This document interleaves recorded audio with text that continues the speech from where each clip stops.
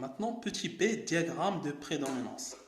Soit la réaction ML indice I-1, c'est le complexe I-1, plus ligand qui donne le complexe ML indice I. Alors, à l'équilibre, il est caractérisé par une constante de formation KFI qui est égale à 1 sur KDI, qui est égale, c'est la concentration du complexe ML indice I divisé par la concentration de ce complexe fois la concentration du ligand. Alors on cherche l'expression de la concentration de L, à quoi est égal, c'est KD multiplié par le complexe MLI sur la concentration du complexe ML indice I-1. Alors entre le L de moins log, donc moins log de L, à quoi est égal, c'est le PL, qui est égal moins log de KD, c'est le PKD, et moins log de l'expression, il y a plus log au jeu inverse, les concentrations. Donc plus log, la concentration de ML indice I-1 divisé par la concentration du complexe ML indice I. Donc on trace l'axe PL. Alors l'égalité des deux concentrations, il y a un F à le point, donc c'est le PKD. Et puis quand est-ce qu'il y a de la concentration, ou bien lorsqu'il y a de la concentration compte supérieure à la de la concentration, PL qui est compte supérieur à PKD. Et il y a un de la zone à dire, c'est la zone de prédominance du complexe ML indice I-1. Ou à gauche, c'est la zone de prédominance du complexe ML indice I. C'est par analogie avec les réactions acido-basiques. Les réactions acido-basiques, on en fonction de pH, quand dire les pKa, puis quand dire à droite, quand dire la base, et à gauche, quand dire l'acide. Donc, si on a par exemple donc, plusieurs complexes, donc on va mettre ici sur le PL, on a PKD1, PKD2, PKD, etc. jusqu'à PKDN, Donc les extrémités, c'est le complexe final, c'est ML indice N. Puisque c'est un donneur, c'est donc le ligand L. Donc L, on a le complexe ML indice N-1.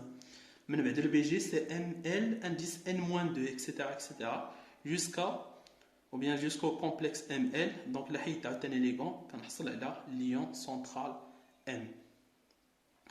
Exemple, le cas où N est égal à 3, donc je trace en fonction de PL. On va voir 3 PKD, PKD1, PKD2, PKD3. On commence ici l'extrémité gauche par le complexe ML indice 3. Puis le complexe ML2, on écrit ML2, j'obtiens l'ion central M. On passe à l'application numéro 2.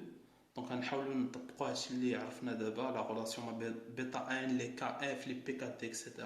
et le diagramme de prédominance.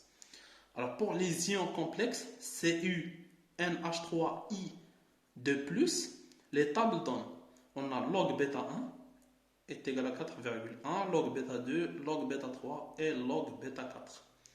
La première question, c'est déterminer les constantes de formation successives de ces complexes. Il y en a la constante Kf1, Kf2, Kf3 et Kf4. Et puis, la question numéro 2, on déduire le diagramme de prédominance correspondant. Donc, on va dire le diagramme de prédominance. Donc, on va gérer la question numéro 1. Donc, on cherche les KFI, KF1, KF2, KF3 et KF4. Donc, on a déjà montré dans le cours qu'en quoi bêta n est égal à quoi? C'est le produit de I égale à 1 jusqu'à n de KFI.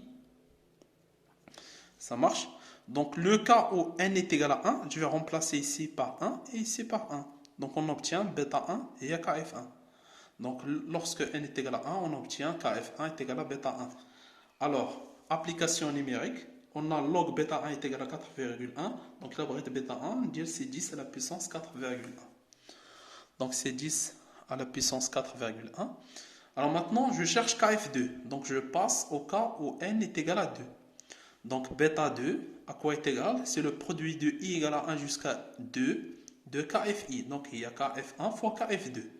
Alors, je cherche KF2, à quoi est égal? C'est bêta 2 divisé par KF1. Au KF1, mais il y a bêta 1. Donc, application numérique, on trouve 10 à la puissance 3,5. Maintenant, on passe pour déterminer KF3. Donc le cas où n est égal à 3, on a bêta 3 à quoi est égal? C'est le produit de KF1, KF2, KF3.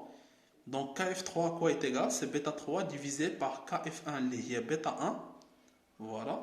Et KF2, il y a bêta 2 sur bêta 1. Donc bêta 2 sur bêta 1. On simplifie par bêta 1, on obtient KF3 est égal à bêta 3 sur bêta 2. Application numérique, on trouve 10 à la puissance 2,9. Et pour KF4, on passe au cas numéro n est égal à 4.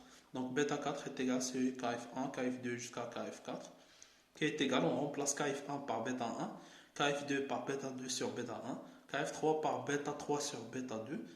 Et donc KF4, on simplifie, on trouve c'est bêta 4 sur bêta 3. Finalement, application numérique, on trouve 10 à la puissance 2,1.